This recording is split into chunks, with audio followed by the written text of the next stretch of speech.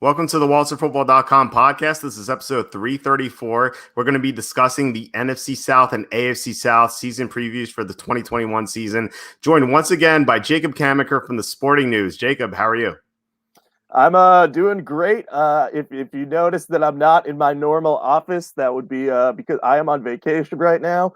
But I did not want to miss a chance to talk about the AFC South. But I apologize if anything weird happens during this. The Wi-Fi up where I'm at, kind of in the middle of nowhere, isn't the greatest. But I'm going to get through as much of the AFC and NFC South as I can, and hopefully, fingers crossed, we won't run into any issues.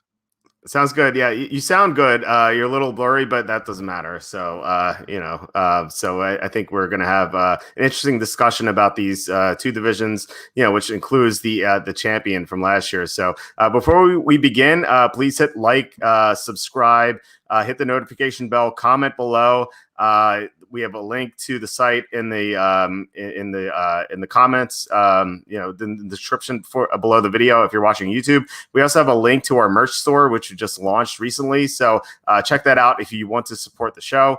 Let's begin with the AFC South. We did the AFC West first last week. So this division, I feel like unless you disagree, it's going to come down to the Colts and the Titans as to which team is going to win the division. Unless you disagree, which team do you think will take the division?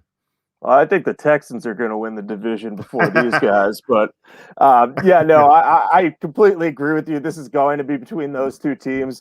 I like the Colts a little bit better. I think that the addition of Carson Wentz is going to be having a big impact for them. And I know last year Carson Wentz was terrible. He led the league in interceptions before he got benched for Jalen Hurts.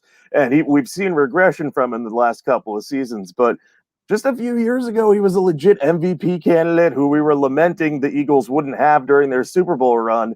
And he's now reuniting with his offensive coordinator from that MVP year or MVP caliber year in Frank Reich. So Frank Reich is going to hopefully get the most out of him.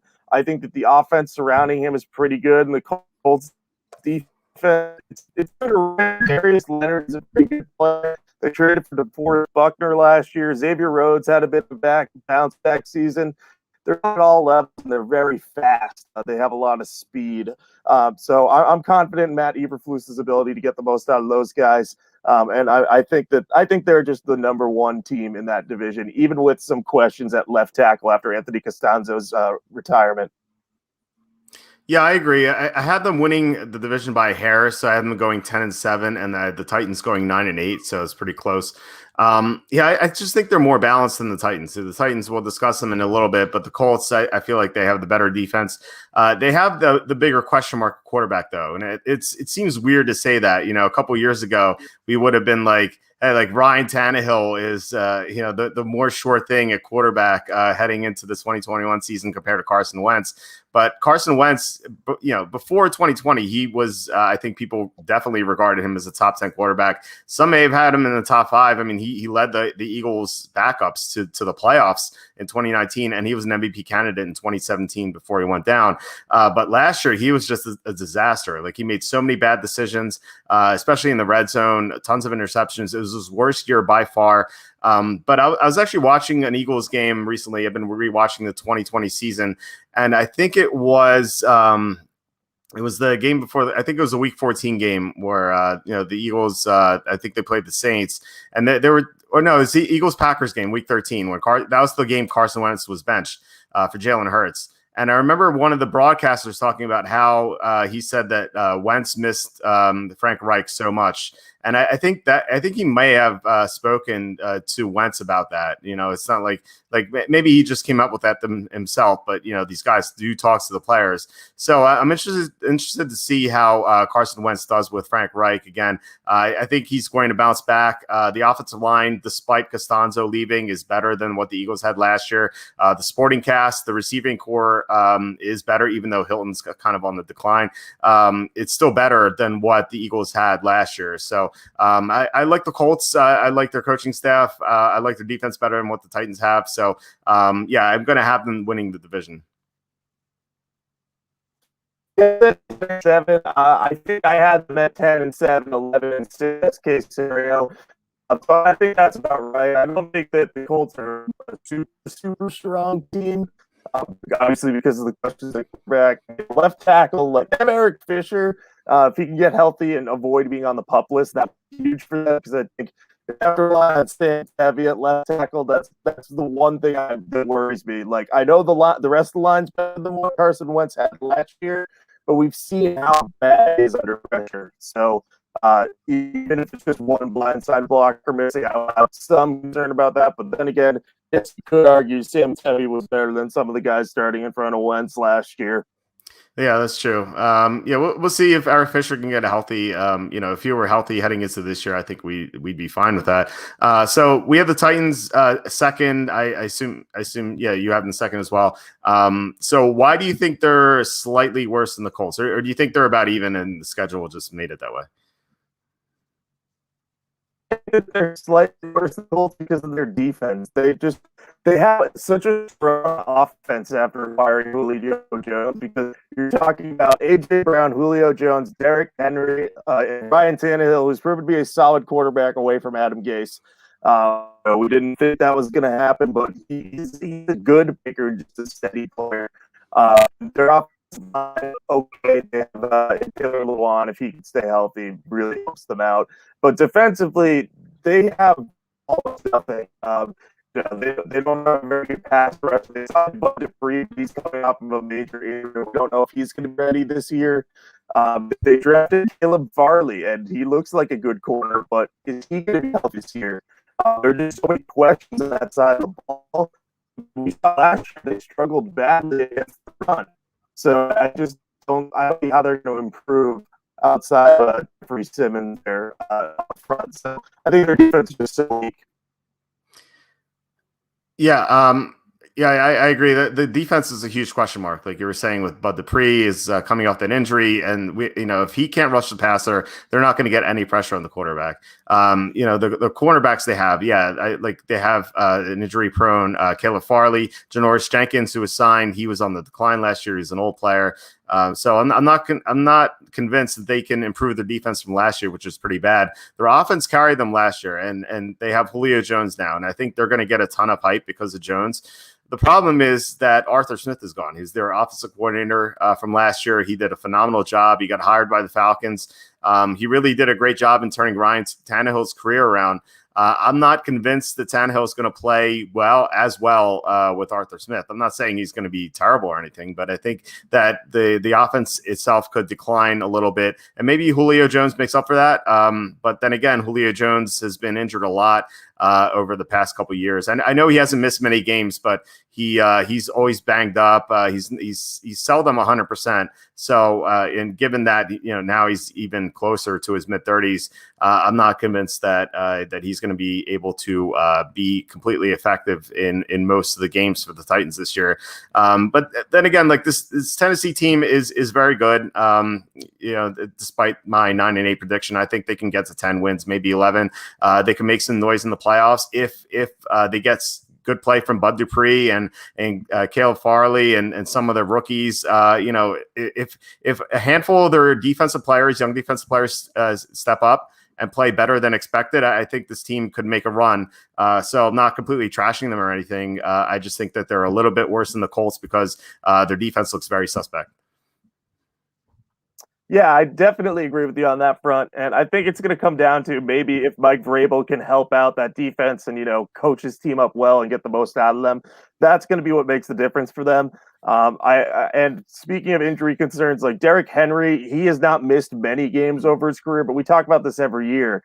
He has so many carries and touches. Like at some point, the worry is always there that it's just going to be, oh, this is the year that all those carries and touches finally add up and he finally slows down or is nicked up or isn't as great. Now that's like prognosticating, and we don't know if that's going to happen, but the thing is to keep in the back of your mind, because if he goes down, the team will be in worse shape on offense. And running backs are usually replaceable, but Derrick Henry's kind of a unique guy, given how much of a workload he shoulders and how much pressure he takes off. So those two factors are key, as well as Julio fits in. Yeah, so I think we can move on to the Jaguars, and I don't think anyone expects them to win the division this year, but I would be shocked if they're not constantly competing for the AFC South starting in 2022 and beyond. Unless Trevor Lawrence is a bust, which I don't think is going to happen. So, what do you expect from the Jaguars this year, and what do you expect from Trevor Lawrence this year? I think Trevor Lawrence will be very good. I think he's going to be almost like what we saw to Joe Burrow last year. He's going to come out and he's really strong and just be very good. We'll see if he reaches Justin Herbert pinnacle in his first year, where he's his team. I guess we lost Jacob. I think he has the link, so he can be back soon. I think the Jaguars. I have them going. I believe 5-12. I think, or no, 6-11. Their defense is pretty bad. Like they were horrible defensively last year. They couldn't stop the run. They were missing Calais Campbell. Their linebackers, their defensive backs. Where just couldn't do anything. C.J. Henderson played well, but then he got hurt. So and their defense is going to be better this year. I like some of the signings they made. Shaq Griffin is going to be an upgraded corner. Rayshawn Jenkins at safety is going to provide some stability there. But yeah, and then Tyson Campbell in the second round. I like Tyson Campbell. He could be pretty decent as a corner, like a number 2 corner. And then obviously Trevor Lawrence. I think Jacob was saying that he expects him to play like Joe Burrow or Justin Herbert. So I expect Lawrence to play well. He's going to make some rookie mistakes, as any rookie does. But overall, I like the Jaguars to be very competitive in most games this year. Finish around 5, 6, 7 wins. Jacob's back, so do you want to continue where you left off? Yeah, sorry about that. I guess the Wi-Fi up here is not great, so I'm trying to truck through this. But I agree with your assessment. 5 to 7 wins. I think it's going to be about right. You're talking about, like, I think he'll be like Justin Herbert, like for what the Chargers had. He's going to play really, really well. Team around him's not going to be able to win. I doubt Urban Meyer at this point. I don't know how he's going to make the jump. He's already off to kind of a rocky start. He's always had some rules violations everywhere he's gone. He's had some early here.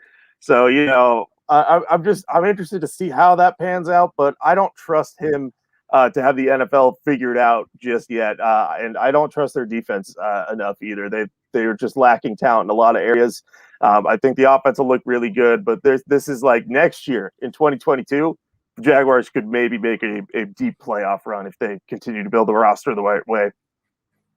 Yeah, I definitely agree. Their defense needs to improve a lot. Their offensive line is not terrible. They have some good pieces there, but I think they have to get better at tackle. Their interior blocking is good though. And then we get to the Texans. I think we both expect the Texans to be the worst team in the NFL this year. If maybe one other team is going to be worse, but I don't have the Texans winning a single game this year. I know you went through the schedule. What's your projected record for the Texans, and do they have any hope of being competitive in any games this year? They do, and I actually have them winning a game right off the bat. They're going to beat the Jaguars in week 1. They're going to find a way to win a game. I think it's possible that they could go 17. I think they're more than one game, but I see that. Remember when we thought the Jaguars would be terrible last year, beat the Colts out of the game? I feel like the Texans have the same. No one is going to compete, but the Jaguars aren't yet to be good. So I think they can win a game, but their only chance is to beat the Jaguars once. They can only consider anyone else. They only beat the Jaguars. Because the truth is, we won. They're not you were breaking up there at the end, but I heard you say that you think the Texans will win week 1. And it could happen. The Jaguars, like you said, surprised us all by beating the Colts, knocked a bunch of people out of the survivor pools. And they didn't win a single game after that. So maybe that's going to be the case. I could see the Texans going 1-16. Obviously, like 0-17 is not that much different. But yeah, I think this is definitely one of the worst teams in the NFL. They went 4-12 last year, and that was with Deshaun Watson, and that was with JJ Watt. So downgrade Deshaun Watson to Tyrod Taylor is so enormous. And then you have JJ Watt gone. That defense is already bad. They were already the worst against the run last year. But they against the pass, they were not that bad because they had some decent corners. And then you had some pressure with Watt, and then now that's going to be gone. So I expect them to be even worse against the pass this year. So this team's not going to be competitive in most games. They have a lot of new players too, so it's going to take them time to gel. If this were a normal offseason and they had an established coaching staff, I could say, yeah, they could probably sneak out maybe 2, 3, 4 wins with this team. But they have a new coaching staff. They have so many new players, including a new quarterback. I just don't know how they're going to get all this together. So, yeah, and maybe that's the one difference we have with the Jaguars from last year. The Jaguars had a returning quarterback.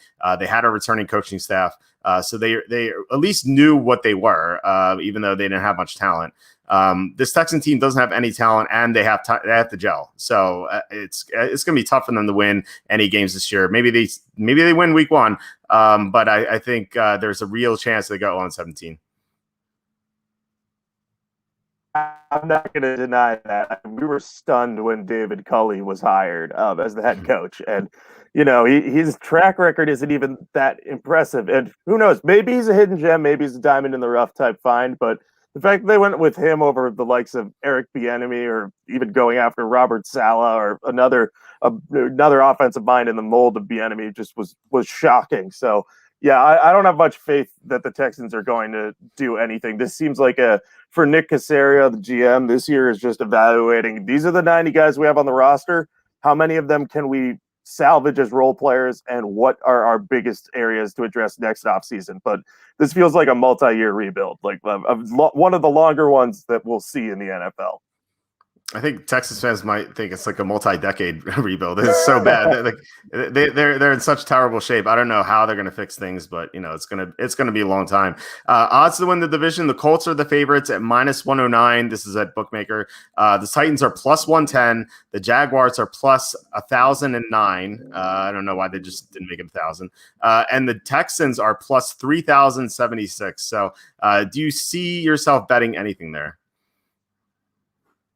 I don't think so. I don't think there are enough good values there. Like, we know it's probably going to be one of the Colts or the Titans, but neither of them sticks out as a great value. Like, I don't want to bet -109 odds on Carson Wentz bouncing back. Like, I think it could happen, but it wouldn't surprise me if he struggles or if he continues to have issues with the interceptions.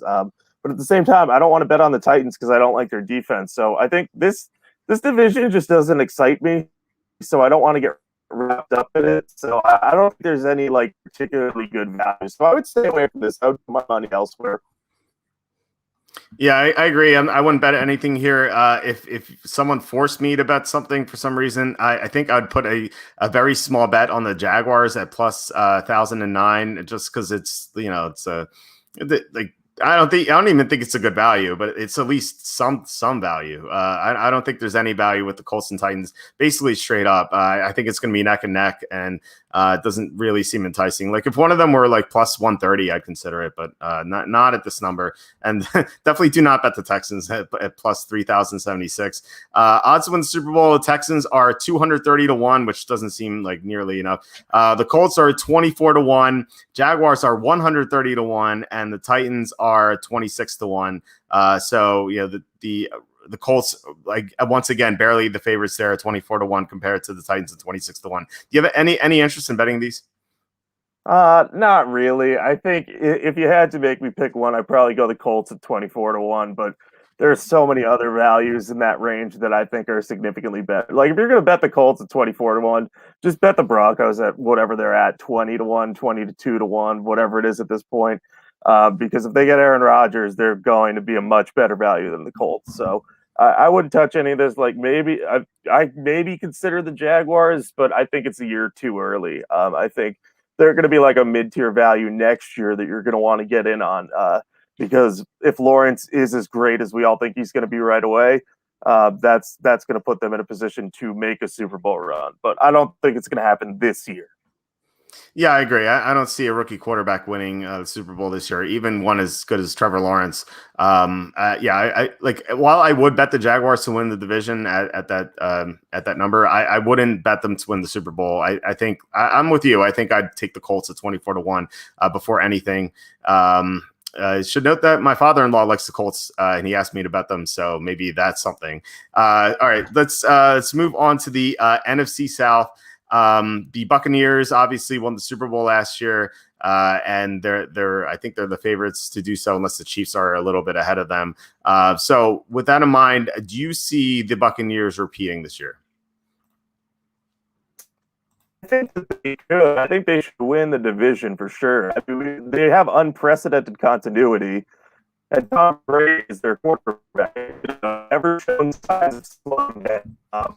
And if he does start to slow down, still surrounded by so many weapons, the offensive line, they can help him. And the defense, like, they're going to return all their starters, though. Just that continuity, I think, will help them. I think maybe continuity will hurt them a little bit in that they don't have like anything new to spark them. But at the same time, I think Brady's a good enough motivator that he's going to have everyone playing their best. So I think the Buccaneers have a great chance at repeating. And if they can't win the Super Bowl, they should at least make a deep playoff run. This is one of the few times that I look at the NFC South and I say, hey, I think that the Bucs are the clear-cut favorite. Like, I don't think the Saints are on their level right now. Yeah, I agree. I mean, the Saints from last year were a lot better than the Saints from this year. We'll talk about them in a second. But the Buccaneers, I feel like, are going to make a deep playoff run. They could certainly win the Super Bowl again. Like you said, they have unprecedented continuity. They really only lost their backup center. That's it. Like they brought everyone back. They had a bunch of free agents. We thought, hey, maybe they're going to lose one of the receivers. They're going to lose one of the front seven players. They didn't lose anyone, and that's kind of incredible that they were able to keep everyone. They even added Giovanni Bernard to help the passing offense, and I could see him being like a James White type of player. They drafted Joe Tryon at the end of the first round to help with the pass rush. So if one of the edge rushers goes down with an injury, they're going to have some insurance there. So there's no reason not to love the Buccaneers. The only way they would not do well this year is if they suffer a ton of injuries. So that could always happen. They got lucky in the second half of the year without injuries. I know that they had some receiver issues with injuries in the first half, but yeah, they're going to be there. I have them going, I believe, 15-2. So I have them as the top seed in the NFC, and they're definitely. I think they're definitely one of the favorites to win the Super Bowl. I have 13-4, 14-3, but they're definitely a great pick. It's been 15 games. They're that good. Yeah. All right. So we talked about the Saints for a bit. They actually won the division last year. I think some people forget that. But yeah, they lost in the second round to the Buccaneers after sweeping them in the regular season. But now they've had a lot of changes because of their salary cap. How much of a downgrade do you see the Saints from this year compared to last year? I think it's pretty significant at the quarterback position. Like, I like Taysom Hill. I think he's going to be a solid player. If he, for whatever reason, if Sean Payton he likes James better, I think Winston should on the interception, but not consistent as last one. I think that he's still more consistent and less turnover than Winston and more proven than Hill. So I think that having both of them around is going to help the team, but it can be good as Breeze. All the other categories across the team, defense like crazy, meet the salary cap threshold. I just think they're not meeting as they were last year. And help carry them off. They are under contract. Michael Thomas comes back, sure. But I think that they don't have the consistency team. Yeah, we lost Jacob again. Yeah, so with the Saints this year, I have them going 6-11. I think that's going to surprise a lot of people. They lost a lot of defensive players. They lost multiple defensive linemen. Sheldon Rankins, Malcolm Brown. They also had one of their defensive linemen they were counting on this year. He's suffered. He's suspended. So that's going to be even tougher for them. They lost linebackers. They lost defensive backs, including a starting cornerback. So their defense is going to take a major step back, and that their defense is something that really helped them out a lot recently. Is back in after they won the Super Bowl, their defense was weak, and they really strengthened it in the past few years. And all that really hurt them because the salary cap finally caught up with them, and they had to cut a lot of players, and now they have new personnel that they have to install on the defense. So their defense is going to be pretty bad. Their offense is a question mark. I mean, Taysom Hill he started 4 games last year. He went 3-1, but he was pretty inconsistent. Like, he looked great at times, but then against the Eagles he really struggled. Against the Broncos he struggled until the second half. Just watch those games actually. But I have faith that Taysom Hill will play better than he did last year. He's going to have a full offseason to prepare to be the starter. He's going to have Sean Payton coaching him up.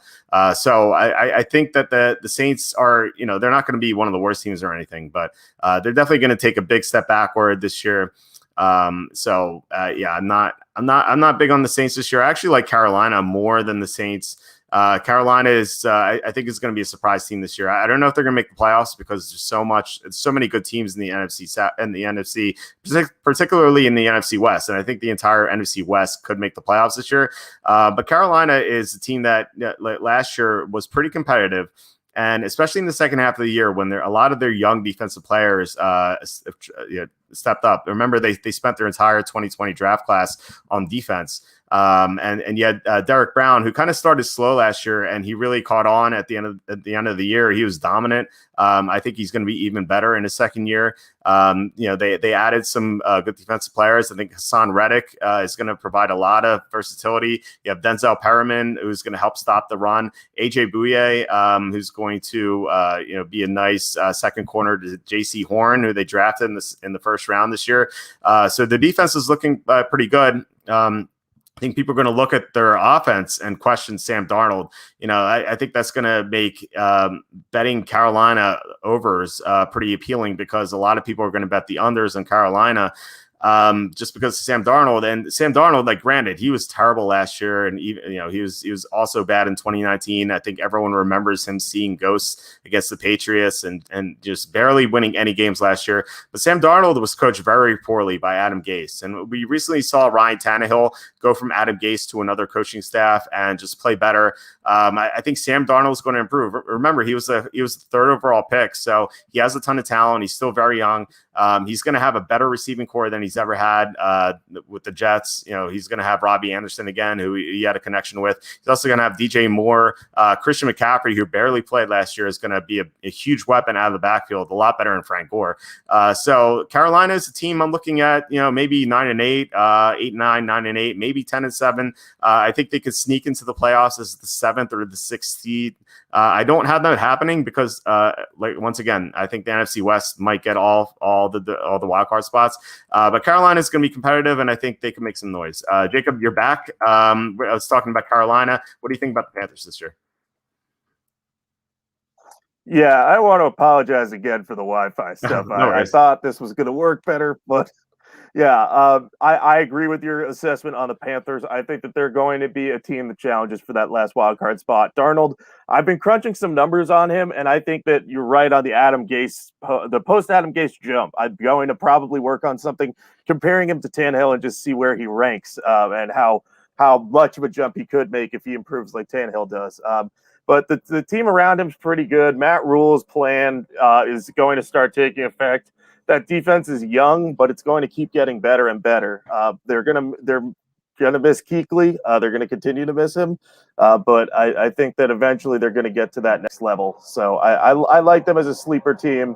I don't think they're quite there yet. Just I'm not willing to trust Darnold in full, just because if he busts, then I don't know exactly what they're gonna do at quarterback. It won't be pretty, I don't think. No, definitely not. So yeah, it is a big question mark. It makes betting the overs a little scary, but I think that's what makes it a good bet is because there's a lot of uncertainty, and I don't think people want to bet into that. I imagine that people are betting the unders on Carolina because of Darnold, and that just makes them more appealing to me. So we have the Falcons remaining. I think we both suspect they're going to be the worst team in this division. I remember talking to you when we did the Week 1 picks preview when the lines came out, and I was like, should I be like higher on the Falcons? I didn't know, but that was when they still had Julio Jones. Now they don't have Julio Jones, so I'm curious to hear your opinion about the Falcons now. Yeah, I'm not very high on them. I think that I think Arthur Smith's going to do a good job with the offense. They're another team that doesn't have any defense, and they're going to be worse off without Julio Jones. Like Kyle Pitts will help, help replace him a bit, but they're still going to be missing like a true number 2 receiver across from Calvin Ridley. So I think that's going to be a net negative. And their offensive line still isn't great. That's been their problem the last few years because Matt Ryan is not nearly as good under pressure. So unless they can fix the problems that they have there, I don't think it's going to happen. And part of it is, they have some issues at tackle. Jake Matthews hasn't been as good as he was in his prime, and Caleb McGarry's gotten better at right tackle, but he could still benefit from a move inside to guard. He just has some issues with faster players, but I'm not high on them. I think that Arthur Smith will eventually get things figured out, but they just have far too many holes to be competitive in a division that they probably are the worst team on paper. I think that you could argue Carolina, especially if you're not a Darnold fan, but I think there are just so many issues in Atlanta, especially on defense. Yeah, their defense is bad. The running game's bad. Those are problems they had last year, and they didn't really fix them. I know they signed Mike Davis. I don't really have much faith in him as a runner. I think he's a solid receiver out of the backfield, but he's not a good running back. So their running game's a big question mark too. But they were able to be competitive last year because of their passing game with Matt Ryan, Julio Jones, Calvin Ridley. And now they don't really have that anymore. Julio Jones is gone. Matt Ryan's a year older. I know they drafted Kyle Pitts, and I've seen people say that it's a lateral move. Like maybe it will be in the long run, but not this year. I mean, Kyle Pitts is just a rookie, so unless he has like one of the most dominant years, like you can't really compare him to Julio Jones, who's one of the better receivers in the NFL when healthy. Like granted that he was banged up quite a bit last year, but still, I don't think Kyle Pitts as a rookie will have the same impact. So their offense is going to take a hit, especially with Ryan, being a year older, and Julio Jones even questioned that he has the same zip on the ball. So Atlanta is a team I don't think is going to do that well this year. I have been going 5-12. I was wondering if that was going to be a little too high. I was thinking about going down to 4-13, but 5-12. I think they'll sneak out some wins with Matt Ryan and Calvin Ridley and Kyle Pitts, but it's going to be. I suspect they're going to be blown out a lot. Yeah, I would suspect that too. They're going to be in a lot of high scoring games. Like Matt Ryan always keeps his team in things. He racks up garbage yards. I remember the year I picked the Falcons to win the Super Bowl, and they started like 1-8. They were down, I think, 24-0 to Minnesota in Week 1, and they lost by 3. So they're always going to be close and competitive, but under Dan Quinn, they always were, came up short. Maybe Arthur Smith will be able to turn some of those into victories, but I think it's going to take him some time because him and the G they didn't have enough resources to fix all the holes they have, and they've done a good job. Like I like Kyle Pitts and I like Mike Davis. I think he's going to be solid, like you said. But there's still just too many weaknesses for this team to be a real contender in any facet. Yeah, so I was thinking about it, like 5-12. I think it's okay. Remember last year they blew so many big leads, like against Dallas in Week 2, against Chicago a couple weeks later. Like they should have won those games, and I think they would have with better coaching. I suspect Arthur Smith is going to be the better coach. But yeah, they have so many holes on the roster that's going to be tough for them. So odds to win the AFC South. We have the favorite, the Buccaneers, a huge favorite at -230. The Saints are +323. The Falcons are +950, and the Panthers are +1,000. So, do you like anything there? Man, like I said, I think the Bucks are clearly better than the Saints, but the odds, like, I don't mind being the Saints 3-1 odds are better than one because I still think John is a very good coach. And they may have some holes if they can eke out one win over the Bucks and split the season series and play against the other two teams that they're better than. I think the Saints should have a chance. I don't think it's likely.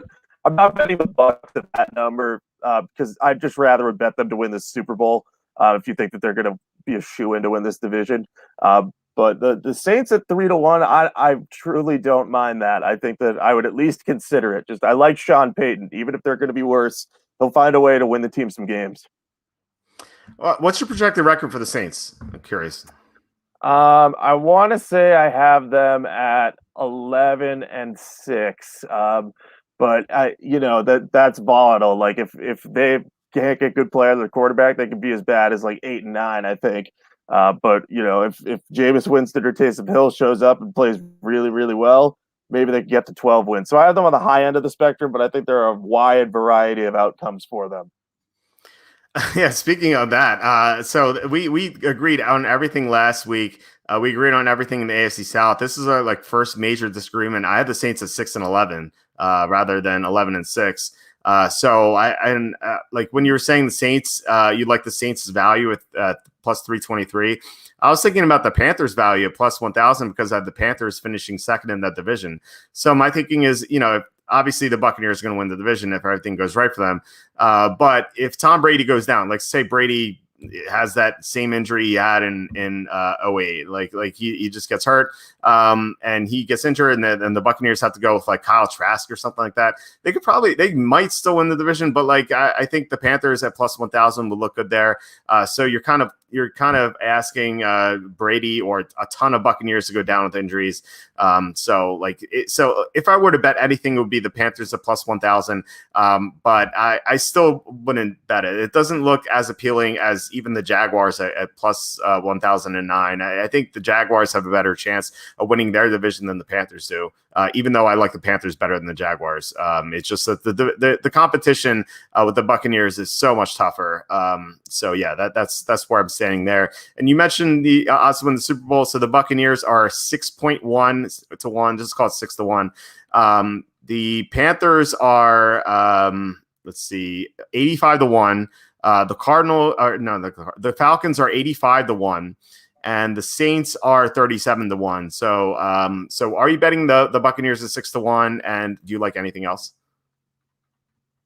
I'd bet the Buccaneers at 6 to 1 because I think there's a great chance that they make the Super Bowl.